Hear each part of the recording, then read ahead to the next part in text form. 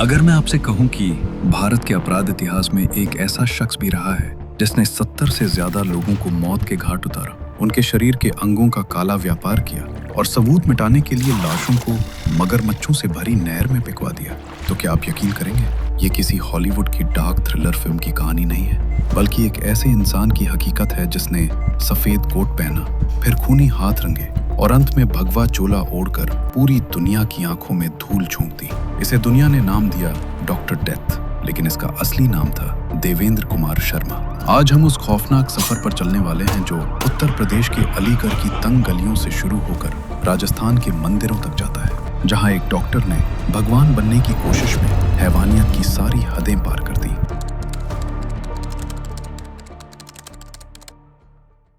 देवेंद्र शर्मा का जन्म उत्तर प्रदेश के अलीगढ़ जिले के एक बेहद साधारण और सम्मानित मध्यम वर्गीय परिवार में हुआ था। उसके पिता फार्मास्यूटिकल क्षेत्र में थे, इसलिए घर में दवाइयों, मेडिकल टर्म्स और पढ़ाई लिखाई का माहौल बचपन से ही था। देवेंद्र एक मेधावी छात्र था। उसके पिता का सपना था कि बेटा डॉक्टर बने और समाज में वो प्रतिष्ठा हासिल करे जो एक जीवन रक्षक को मिलती है। देवेंद्र ने अपने पिता के सपने को पूरा करने के लिए जी तोड़ मेहनत की। 80 के दशक की शुरुआत में उसने बिहार के पटना से आयुर्वेदिक चिकित्सा यानी BAMS की डिग्री के लिए दाखिला लिया। साल 1984 में जब वो डिग्री लेकर अपने गांव लौटा तो पूरे इलाके में जश्न का माहौल था। वो अपने पूरे खानदान का पहला डॉक्टर था। गांव वाले उसे सम्मान से देखते थे और उसके माता पिता की आंखों में एक अलग ही चमक थी। साल 1985 में देवेंद्र ने राजस्थान के बांदीकुई में अपना एक छोटा सा क्लिनिक खोला, जिसका नाम रखा जनता क्लिनिक। नाम के अनुरूप ही यहाँ इलाज सस्ता और सुलभ था। शुरुआती 11 सालों तक देवेंद्र एक आदर्श डॉक्टर की मिसाल था। वो सुबह से रात तक मरीजों की सेवा करता, गरीबों का इलाज करता और धीरे धीरे पूरे बांदीकुई में वो देवता समान डॉक्टर के रूप में मशहूर हो गया। लेकिन साल 1994 में नियति ने एक ऐसी करवट ली जिसने देवेंद्र के भीतर सोए हुए उस राक्षस को जगा दिया जिसकी कल्पना किसी ने नहीं की थी। देवेंद्र की महत्वाकांक्षाएं बढ़ने लगी थी। उसे लगा कि सिर्फ क्लिनिक चलाने से वो उतना अमीर नहीं बन पाएगा जितना वो चाहता था। तभी उसे LPG गैस एजेंसी की डीलरशिप का एक लुभावना ऑफर मिला। उस दौर में गैस एजेंसी का लाइसेंस होना किसी खजाने की चाबी मिलने जैसा था। देवेंद्र ने बिना ज्यादा सोचे समझे अपनी जिंदगी की पूरी कमाई, क्लिनिक से जुटाया गया एक एक पैसा और यहाँ तक कि अपनी पुश्तैनी जमीन बेचकर करीब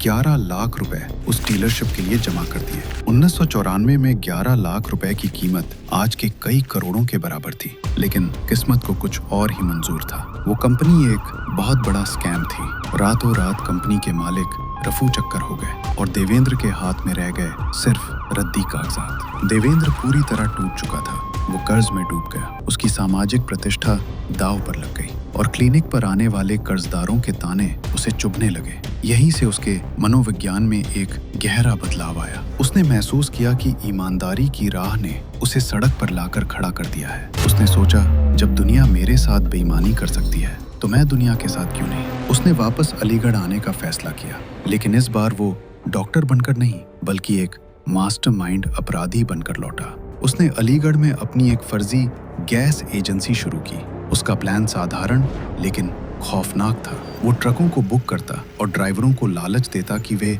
गैस सिलेंडर की डिलीवरी के लिए उसके साथ चलें। रास्ते में वो उन ड्राइवरों की हत्या कर देता और फिर शुरू होता था उसका असली व्यापार। देवेंद्र जानता था कि पूरा ट्रक एक साथ बेचना जोखिम भरा है, क्योंकि चेसिस नंबर और इंजन नंबर से पुलिस उसे आसानी से ट्रैक कर सकती थी। इसलिए उसने एक अधिक शातिर रास्ता चुना।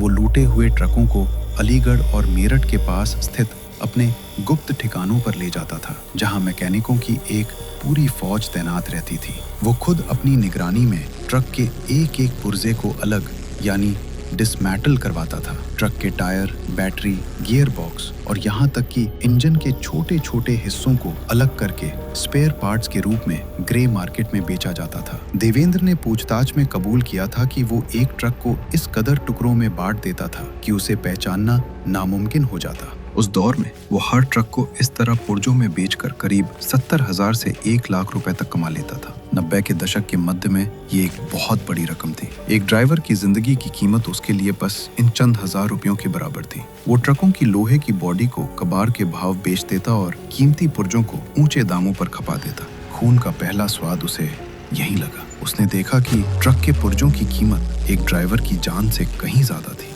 लेकिन ये तो सिर्फ एक ट्रेलर था। असली हैवानियत तब शुरू हुई जब उसकी मुलाकात अंगों के सौदागर डॉक्टर अमित से हुई। डॉक्टर अमित एक अवैध किडनी ट्रांसप्लांट रैकेट चलाता था। जब उसे पता चला कि देवेंद्र एक क्वालिफाइड डॉक्टर है और वो इंसानी शरीर की शारीरिक संरचना को अच्छी तरह समझता है, तो उसने देवेंद्र को एक ऑफर दिया। ऑफर था किडनी के बदले लाखों रुपए। देवेंद्र ने सोचा कि ट्रक बेचने में मेहनत ज्यादा है और रिस्क भी, लेकिन एक इंसानी शरीर के भीतर 2 किडनियां होती हैं जिनकी अंतरराष्ट्रीय बाजार में भारी कीमत है। उसने अपनी मेडिकल डिग्री का इस्तेमाल अब जान बचाने के लिए नहीं बल्कि जान निकालने के लिए करना शुरू कर दिया। वो और उसके गैंग के सदस्य दिल्ली और हरियाणा के टैक्सी स्टैंड्स पर जाते थे। वे बहुत ही सावधानी से अपने शिकार को चुनते थे। उनका शिकार अक्सर वही ड्राइवर होता था जिसकी गाड़ी नई हो और जो शारीरिक रूप से स्वस्थ दिखे ताकि उसकी किडनियां हेल्दी हों। गुरुचरण सिंह की कहानी इस हैवानियत की सबसे बड़ी गवाह है। दिल्ली के रोहिणी का रहने वाला गुरुचरण एक मेहनती ड्राइवर था। 12 अक्टूबर 2003 को जब देवेंद्र उसके पास पहुंचा तो गुरुचरण को लगा कि उसे एक लंबी ट्रिप मिली है जिससे अच्छी कमाई होगी। देवेंद्र ने बड़े सलीके से बात की, खुद को एक डॉक्टर बताया और अलीगढ़ चलने के लिए गाड़ी बुक की। गुरुचरण ने अपनी पत्नी सुरिंदर कौर को फोन किया और कहा, एक सवारी मिली है अलीगढ़ की, खाना बनाकर रखना, मैं कल दोपहर तक घर आ जाऊंगा। लेकिन गुरुचरण का वो इंतजार उसकी पत्नी के लिए कभी खत्म नहीं हुआ। रास्ते में देवेंद्र ने उसे कोल्ड ड्रिंक में नशीला पदार्थ दिया। जब गुरुचरण बेहोश होने लगा तो देवेंद्र ने अपनी मेडिकल किट निकाली। उसने गुरुचरण का गला घोंटा और फिर एक ठंडे पेशेवर तरीके से उसकी किडनियां निकाल ली। यही हाल फरीदाबाद के धर्मेंद्र का हुआ। धर्मेंद्र अपनी टाटा सुमो को बहुत प्यार करता था। उसे क्या पता था कि वही सुमो उसकी कब्रगाह बनने वाली है। देवेंद्र ने उसे झांसा दिया, उसकी हत्या की और उसकी गाड़ी के साथ साथ उसकी किडनियां भी निकाल ली। पुलिस रिकॉर्ड के मुताबिक देवेंद्र ने एक एक करके दिनेश शर्मा, नरेश वर्मा और कमल सिंह जैसे कई बेगुनाह ड्राइवर्स को मौत की नींद सुला दिया। वो हर हत्या के बाद इतना शांत रहता था कि उसे देखकर कोई कह ही नहीं सकता था कि इसके हाथ अभी किसी के खून से सने हैं। वो किडनियों को बर्फ के बॉक्स में रखता और सीधे नोएडा या गुड़गांव के गुप्त ठिकानों पर पहुंचा देता, जहां रईस मरीज अपनी जिंदगी खरीदने के लिए इन गरीब ड्राइवरों की मौत का सौदा कर रहे थे। लेकिन सबसे बड़ा सवाल ये था कि इन दर्जनों लाशों को ठिकाने कहाँ लगाया जाए ताकि पुलिस की नजर ना पड़े। देवेंद्र अलीगढ़ और कासगंज के भूगोल को अच्छी तरह जानता था। उसने चुना हजारा नहर को। ये कोई मामूली नहर नहीं थी, ये मगरमच्छों का अड्डा था। देवेंद्र का मानना था कि पुलिस से बचना है तो सबूतों को मिटाना होगा और मगरमच्छों से बेहतर कोई सबूत मिटाने वाली मशीन नहीं हो सकती। वो लाशों के पेट को चाकू से चीर देता था। ऐसा वो इसलिए करता था ताकि पानी में जाने के बाद शरीर में गैस न बने और लाश ऊपर न तैरे। बिना गैस के लाश सीधे नहर की गहराई में बैठ जाती थी, जहां भूखे मगरमच्छ कुछ ही घंटों में उसे पूरी तरह साफ कर देते थे। देवेंद्र शर्मा ने पूछताछ के दौरान एक ऐसी बात कही थी जिसने अनुभवी जांच अधिकारियों की रूह तक कपा दी थी। उसने ठंडे लहजे में मुस्कुराते हुए कहा था, साहब, मगरमच्छ कभी गवाही नहीं देते। ये सिर्फ एक जुमला नहीं था, बल्कि उसके जुर्म छिपाने की उस खौफनाक साजिश का हिस्सा था जिसे वो 1998 से 2004 तक लगातार अंजाम देता रहा। उसने 70 से ज्यादा मासूमों को मौत के घाट उतार दिया, लेकिन कानून के पास उसके खिलाफ कोई ठोस सबूत नहीं था। बिना कॉर्पस डेलिक्टी यानी बिना शव की बरामदगी के पुलिस के लिए कत्ल का मामला साबित करना लगभग नामुमकिन था। यही वजह थी कि वो सालों तक सरेआम आजाद घूमता रहा। हर बीतते दिन के साथ उसके हाथों का खून गहरा होता गया और उसका बैंक बैलेंस बढ़ता गया। बेखौफ और बेहिसाब दौलत के नशे में चूर देवेंद्र को अब ये यकीन हो चला था कि वो अजय है, एक ऐसा अपराधी जिसे पकड़ना तो दूर, कानून की नजरें छू भी नहीं पाएंगी। हजारा नहर के गहरे पानी में दर्जनों जिंदगियां दफन हो चुकी थी। 70 से ज्यादा परिवार अपने घर के चिरागों का इंतजार करते करते थक चुके थे। दिल्ली, हरियाणा और उत्तर प्रदेश की पुलिस के पास फाइलें तो थीं, लेकिन ना कोई चश्मदीद था और ना ही कोई सुराग। देवेंद्र शर्मा का आत्मविश्वास अब 7वें आसमान पर था। उसे लगता था कि वो एक अदृश्य शिकारी है जिसे कोई देख नहीं सकता। लेकिन जैसा कि कहा जाता है, हर मुजरिम अपनी परछाई कहीं ना कहीं छोड़ जाता है। साल 2004 की शुरुआत में पुलिस को एक महत्वपूर्ण लीड मिली। फरीदाबाद और पलवल के आसपास से गायब होने वाली टैक्सियों का एक पैटर्न सामने आ रहा था। पुलिस ने टैक्सी स्टैंड्स के रजिस्टर खंगालने शुरू किए। एक नाम बार बार सामने आया, डॉक्टर देवेंद्र। शक की सुई घूमी और एक शाम दिल्ली पुलिस की क्राइम ब्रांच ने गुड़गांव के एक गुप्त ठिकाने पर छापा मारा। वहाँ एक शख्स शांत बैठा था जिसकी आंखों में कोई डर नहीं था। वो था देवेंद्र शर्मा। शुरुआती पूछताछ में वो पुलिस को घुमाता रहा। उसने खुद को एक पीड़ित बताया, लेकिन जब पुलिस ने सख्ती की और उसके साथियों के बारे में पूछा तो देवेंद्र ने एक ऐसी हंसी हंसी जो जांच अधिकारियों के दिलों में सिहरन पैदा कर गई। उसने ठंडे लहजे में कहा, कितने ड्राइवरों के बारे में जानना चाहते हो? मैं तो गिनती ही भूल गया हूँ। पुलिस हैरान थी। जब उससे पूछा गया कि लाशें कहाँ हैं तो वो उन्हें अलीगढ़ के उत्तरा गांव ले गया। वहाँ एक जामुन के पेड़ के नीचे उसने पुलिस से खुदाई करवाई। जमीन के भीतर से सड़े गले चमड़े के पर्स और गायब ड्राइवरों के पहचान पत्र आईडीज बरामद हुए।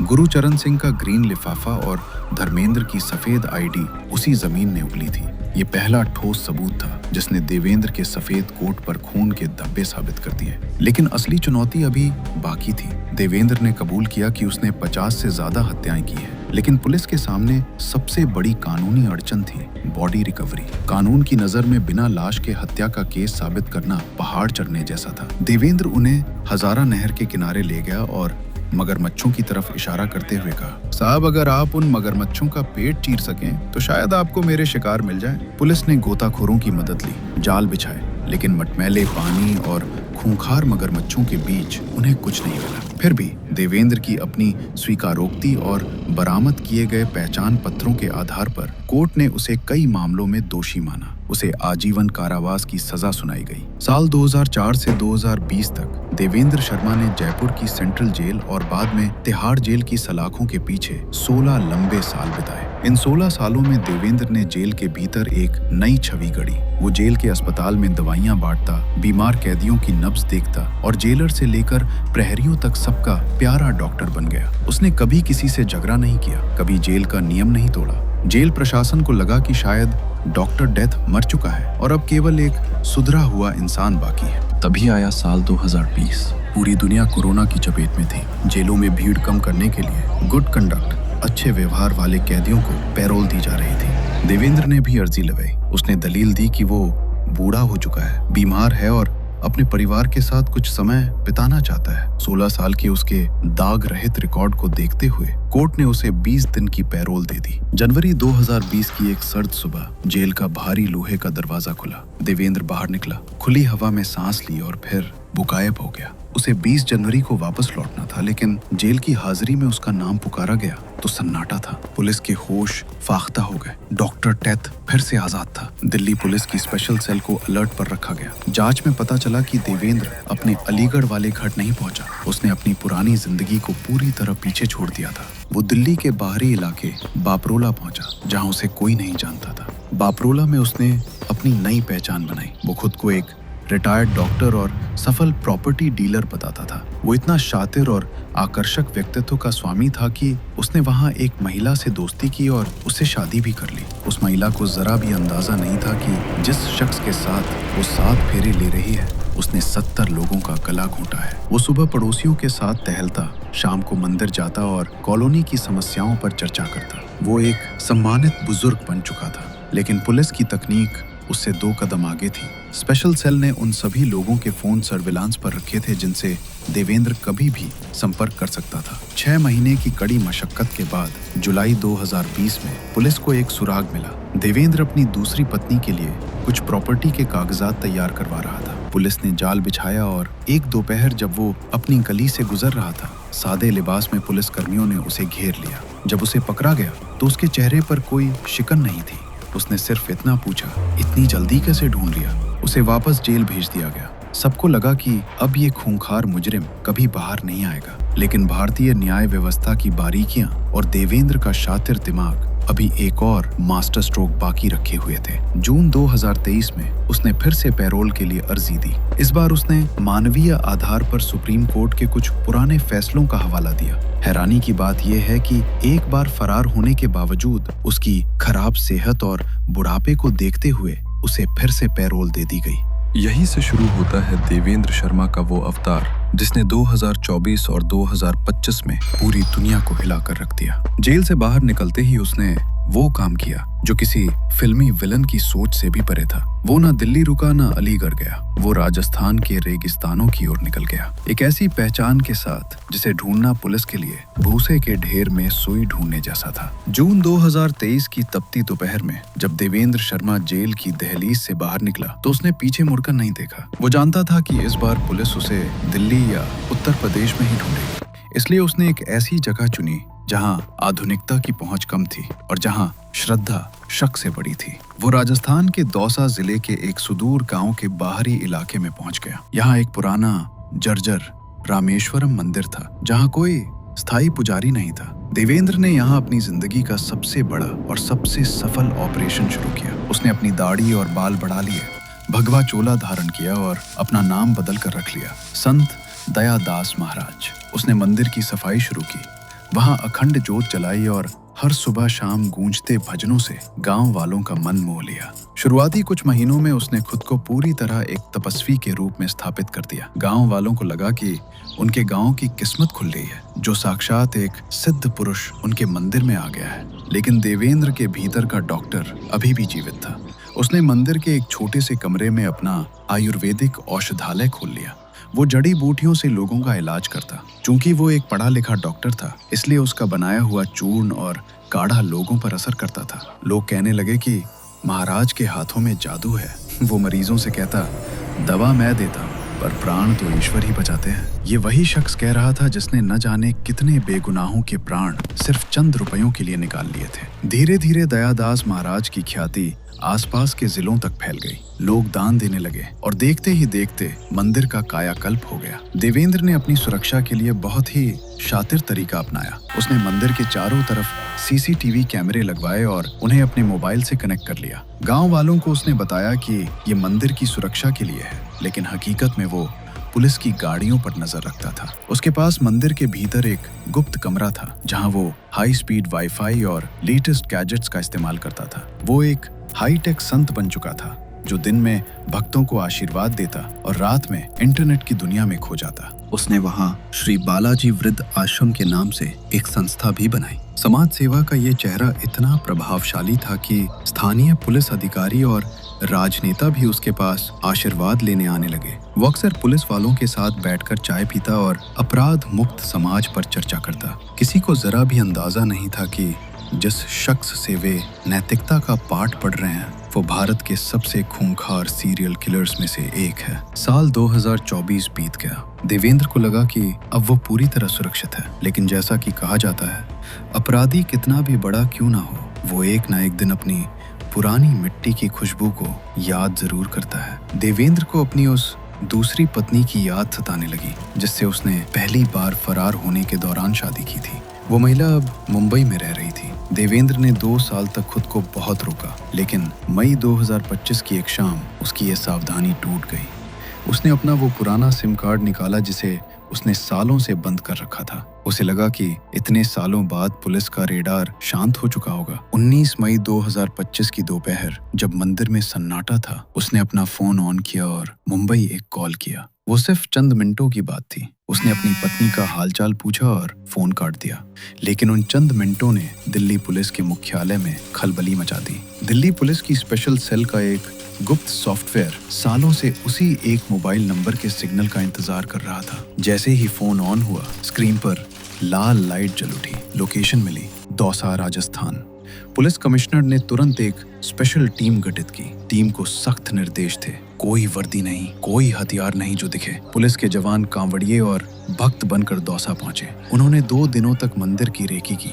उन्होंने देखा कि दयादास महाराज की लोकप्रियता इतनी है कि अगर उन्हें सीधे गिरफ्तार किया गया तो गांव वाले पुलिस पर हमला कर सकते हैं। 25 मई 2025 की सुबह जब मंदिर में आरती समाप्त हुई और भीड़ कम हुई, 2 पुलिस अधिकारी भक्त बनकर महाराज के कमरे में पहुंचे। देवेंद्र उन्हें जड़ी बूटियों के बारे में बता रहा था। तभी एक अधिकारी ने कहा, महाराज, हमारी एक समस्या है, उसका समाधान केवल आप कर सकते हैं। देवेंद्र ने मुस्कुराते हुए पूछा, बताइए वत्स, क्या सेवा करूं? अधिकारी ने अपनी जेब से एक पुरानी मटमैली तस्वीर निकाली। ये देवेंद्र की वो तस्वीर थी जब वो 2004 में पहली बार गिरफ्तार हुआ था। अधिकारी ने पूछा, महाराज क्या आप इस डॉक्टर डेथ को जानते हैं? उस तस्वीर को देखते ही देवेंद्र के चेहरे पर पसरा संत का मुखौटा मानो रेत की दीवार की तरह ढह गया। एक पल के लिए वहां एक सन्नाटा छा गया, वही खौफनाक सन्नाटा जो कभी हजारा नहर के किनारे हुआ करता था। उसकी आंखों में चमक रही वो बनावटी ईश्वरीय आभा अचानक गायब हो गई और वहां सिर्फ एक हार चुके अपराधी की शून्यता रह गई।